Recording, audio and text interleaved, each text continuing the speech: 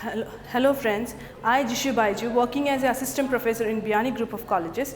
Today I am going to deliver a lecture on general principles in psychiatric nursing. Before going to the general principle, let's talk about the health. According to WHO, as we all know, health is a complete physical, mental and social well-being, not merely the absence of disease or infirmity. The nurse who is working in a field, she should take care of both physical and mental status of an individual. So we can say a nurse should take care of individual as a physical status and a mental status in a hospital and the community aspects. Let's see psychiatric nursing. Psychiatric nursing deals with the medicine which deals with prevention, treatment and diagnosis of mental illness. According to ANA, American Nurses Association, in 1994, they have given what is psychiatric nursing. Psychiatric nursing is whether we are providing promotion of a mental health, prevention of mental illness and care and rehabilitation of an individual both in community and the hospital aspects. So let's move on to the general principles in psychiatric nursing. There are some general principles which should be followed by a nurse in the psychiatric when we are providing care to the individual or a patient. First one is the acceptance. We can say the patient should be accepted as he is. Like acceptance means we can say we are being loved or care given to a person. Acceptance means being non-judgmental or non-punitive. A nurse should provide both both care, as we all know, physical manner and a mental manner. So we should accept the patient as he is. We should not judge the patient according to his behavior. Under acceptance, we can say some following subtypes. First one is the being non-judgmental and being non-punitive.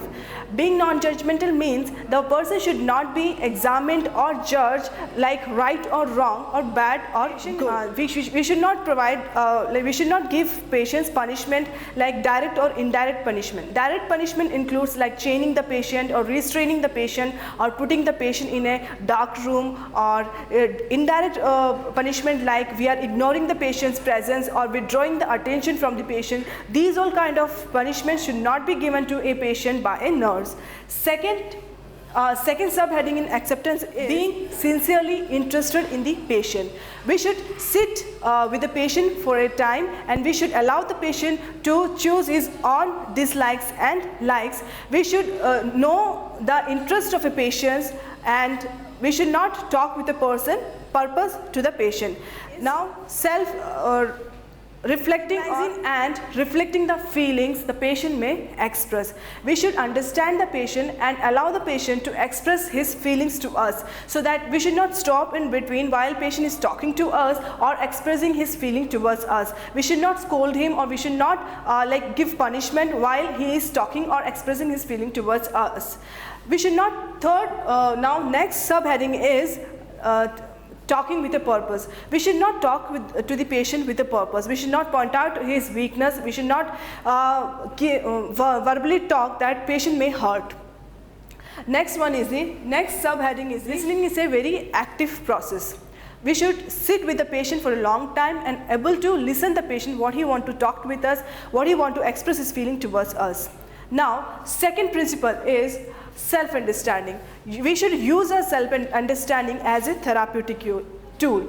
Being a psychiatric nurse, nurse should have the capability or ability to understand the self-realistic concept of an attitude or behavior of a patient. We should understand the behavior of a patient or attitude of a patient. What does patient want to talk or what does patient want to mean about the condition. Next principle is consistency. Consistency contribute to secure the patient's security. Like we should be very firm in our attitude while we are going for a ward round or care to the patient. We should be very firm. We should not move beyond the limitation which should harm the patient. Next principle says reassurance. We should give the reassurance to the patient in a subtle and acceptance manner, because reassurance keeps the patient's confidence or build the patient's confidence. False reassurance can give a lack of interest in patient's behavior So we should not give any kind of false reassurance to the patient. Now, next principle say emotional experience. We can change the patient's behavior only through emotional experience, not by a rational interpretation. Like we should not use to change the behavior of patient intellectual aspects. We should give an emotional feeling to the patients, like by showing dramas, role plays. We can change the feelings of a patient. Next is we should not unnecessarily increase patient's anxiety. We should not say or will do the things or actions which can unnecessarily increase the patient's anxiety. We should always make patients in a calm condition, and what all things patient want to express, we should calmly listen and work towards according to his patient's condition. Next is objective observation. While we are providing care to the patient, always we should have the intellectual purpose that we are observing the patient, his behavior, his attitude, what all things he is doing day-to-day life, and what all behavior he is changing in day-to-day activities. Next is the realistic nurse-patient relationship. We should maintain a real nurse-patient relationship. We should give a good relationship with the patient, so that patient can put a trust on us and we can work towards his aim. Now, next one is the physical and verbal. We should avoid physical and verbal force on the patient's attitude. Because patient is not mentally aware what he is doing or about his surrounding, but we should not put any kind of verbal or physical force on the patient. Last one is the nursing care. We should keep nursing care as a center, not the symptoms of the patient's condition.